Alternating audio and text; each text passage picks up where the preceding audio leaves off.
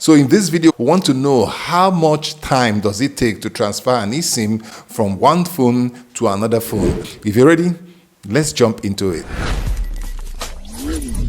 We're going to take the eSIM inside the Samsung Galaxy S24 Ultra and move it to this iPhone 12. Now, remember, you need to have an internet connection before you remove or delete your eSIM, because there's going to be some security verification with your fingerprint before it can tell that it's you.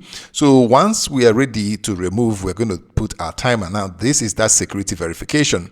So once we're done, hit remove. Our timer is up. Now, once we've done that, let's wait for it to show that it is removed, and it has removed the eSIM. Now, we're going to go to our iPhone, go to setting quickly, and then we're going to go to mobile network and click on add eSIM. So you can see that it's very easy. The QR code is on my laptop. Now it's popping up to ask for that. I'm going to use QR code scanning here, and I'm going to get it from my laptop. So I'm going to scan it, and it is that quick.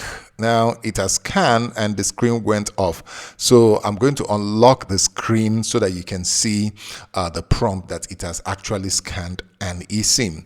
So, but this is not the final part. It will tell you to activate the eSIM because it's ready for activation.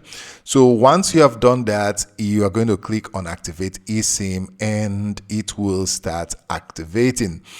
And I'm going to check it. Once it's done, it's going to prompt. Now it's telling you to add eSIM. So it took about 56 seconds to be able to give us that.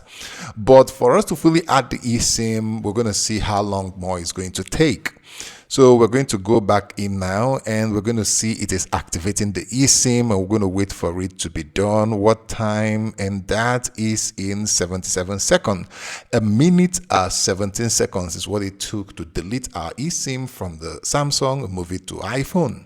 So that's it. It's easy. I don't need to tell you that the eSIM is more secure. Nobody can take your SIM card and they use it to make calls or SMS or check your balance or do USSD codes and all that. So make sure you switch to an eSIM if your device is compatible. And until I see you in the next one, it is peace to our world.